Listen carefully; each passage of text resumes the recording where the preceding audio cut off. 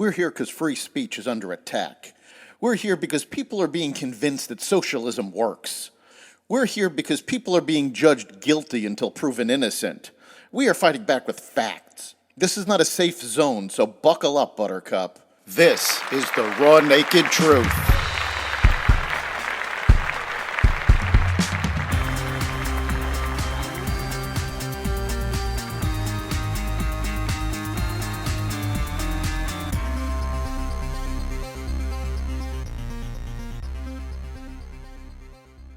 The State of the Union, Chinese espionage, and more. Welcome to the Raw Naked Truth. I'm your host, Eric Lopkin, and here's the news you need to know. President Joe Biden delivered a highly political, divisive State of the Union speech Thursday night that more closely resembled a campaign speech than a State of the Union, criticizing his predecessor, who he refused to name, and congressional Republicans claiming he was defending democracy and reproductive rights and touting the economy. Spending most of his 68-minute speech shouting, Biden interjected the loss of his own son in a move to minimize the murder of Laken Riley, who was killed by an illegal immigrant, again denying his responsibility for his executive orders creating the border crisis, and blamed others for the unprecedented inflation. During the State of the Union, President Biden announced the U.S. military will construct a temporary port on Gaza's Mediterranean coast to receive humanitarian aid by sea. Senior administration officials confirmed this on Thursday. Planning for the operation, initially based on the island of Cyprus, does not envision the deployment of U.S. military personnel in Gaza, according to the officials. It was also stated that Hamas is delaying a new deal with Israel on a 6-week ceasefire and the release of hostages because the Islamists who rule Gaza have not agreed to free sick and elderly captives. The deal is on the table now and has been for more than the past week, said an official, referring to stalled negotiations in Egypt, adding that the temporary ceasefire is needed to bring immediate relief to the people of Gaza. While meant for humanitarian aid, it is widely expected that Hamas will use the port to import more weapons. A congressional probe of Chinese-built cargo cranes deployed at ports throughout the U.S.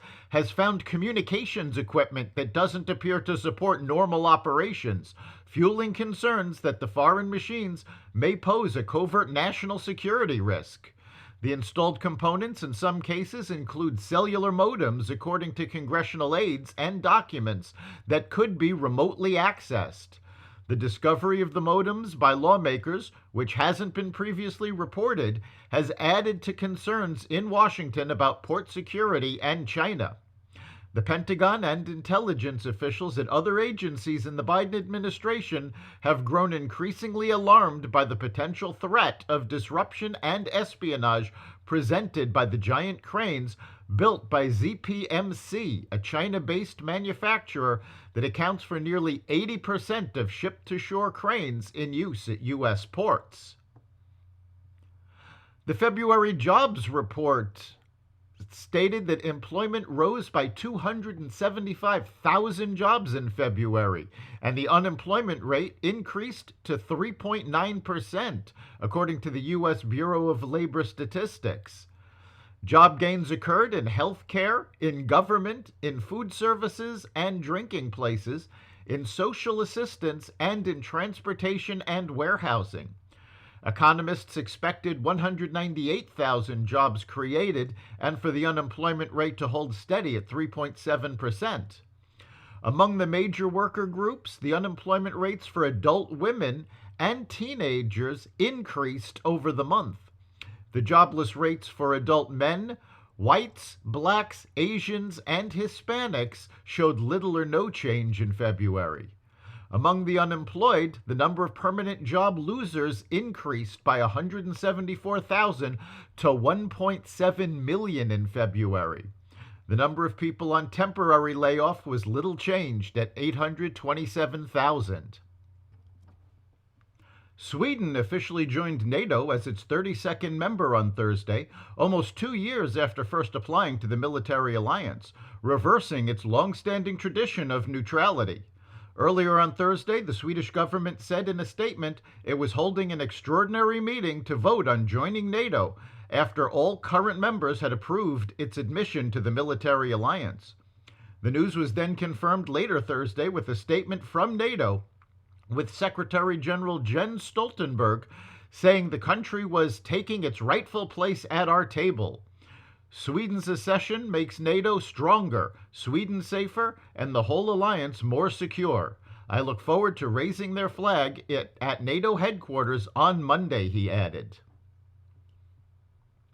The House of Representatives on Thursday passed the Laken-Riley Act, which would require federal immigration authorities to detain illegal immigrants charged with local theft or burglary after a migrant accused of similar offenses was arrested for the murder of an American college student. The act, which passed by 251 to 170 votes, is named after 22-year-old Laken Riley, a college nursing student who was recently killed on the campus of the University of Georgia. Jose Antonio Ibarra, the illegal immigrant from Venezuela charged with the brutal murder, was arrested in New York prior to the murder, but was not detained by U.S. Immigration and Customs Enforcement. The senseless murder of Laken Riley by Jose Ibarra, who had no business being in this country, was another wake-up call as Americans experience an illegal alien crime wave because of Joe Biden's open border and local sanctuary city policies, said Representative Mike Collins, the representative of Georgia who introduced the bill.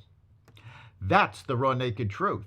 You can catch every episode of The Raw Naked Truth at xvadio.com, the Apple Podcasts app, Google Podcasts, Spotify, iHeartRadio, Audible, Amazon Music, and other platforms that respect freedom of speech. We'll see you next time.